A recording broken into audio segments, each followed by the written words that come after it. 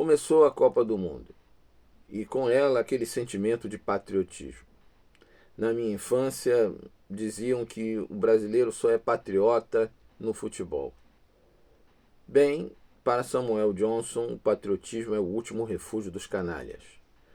O major Policarpo Quaresma discordaria. Afinal, ele era um genuíno patriota. Defendia o violão brasileiro como grande símbolo da cultura e cometia o exagero de achar que não deveríamos falar o português, deveríamos rejeitar a língua do colonizador e falar o tupi-guarani. Sendo ele um funcionário público, fez até uma petição exigindo isso, o que já lhe causou grandes dissabores entre a sua vizinhança, que o achava um tanto misantropo, que é uma palavra meio metida besta para aquela turma que não gosta muito de gente.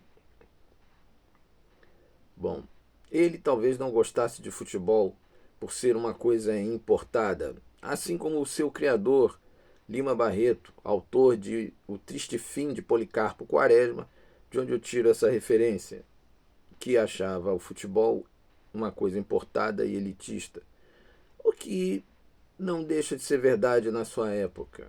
Hoje em dia, futebol é o esporte mais popular do Brasil, o que não significa que seja o esporte de todos. Há quem não esteja nem aí para os rumos da nossa seleção, que no seu último jogo não foi lá muito bem, é bem verdade. Uma escritora libanesa chamada Yomana Haddad, se é que eu pronuncio direito o seu nome, dizia que o patriotismo pode ser uma armadilha. Ele simplesmente pode cegar você. Pode inibir a autocrítica, o que impede que você tenha grandes expectativas ou melhores expectativas sobre o seu próprio país. Ela se dizia uma pessoa sem âncora e sem raízes. Ela diz que Beirute, onde ela nasceu, não é sua mãe. Ela não se sente ligada ao país ou à cidade onde nasceu, porque ela se sente parte do mundo. Não sei se ela poderia dizer como pessoa que sua pátria é a língua árabe. Acho que ela não chega a tanto. Eu também não chego a tanto no que diz respeito a dizer que não tenho âncora nem raízes. Mas desde a adolescência eu comecei a ficar com um certo bode do patriotismo. Principalmente pela maneira com que o patriotismo foi usado. Eu nasci em 1972, no meio da ditadura do Garrastazu Médici. Bom, como as minhas preocupações na época eram mamar, fazer cocô, fazer xixi, chorar, eu não posso dizer que eu era exatamente um opositor do governo. Mas com o tempo eu fui vendo, né, para que servia o patriotismo quando tomado pelo poder vigente. Bem, dizer que o brasileiro só é patriota no futebol pode estar caindo em desuso, afinal, há quem use por aí, mesmo em época que não é de Copa do Mundo, o uniforme verde e amarelo. Tudo bem, parece que é a mesma turma que no dia da independência do seu próprio país estende a bandeira estadunidense em praça pública. Mas isso já é outra discussão. Eu, por minha vez, gosto do patriotismo no esporte. Ele me parece menos perigoso, mais genuíno e mais inofensivo.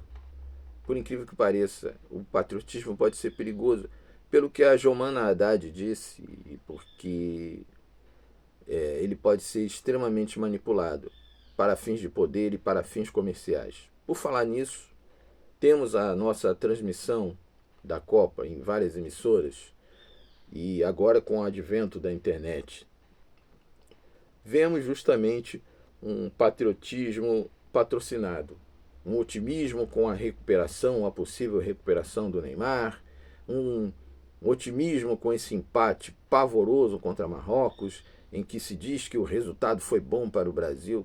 O resultado não foi bom para o Brasil, nem se a gente ficar preso às friezas do número, porque é melhor um ponto do que nenhum.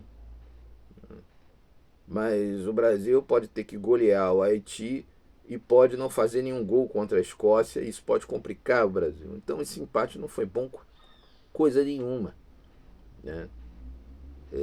Mas é preciso se vender o otimismo patriótico, porque os patrocinadores precisam ficar contentes. Essa é uma lógica do mercado.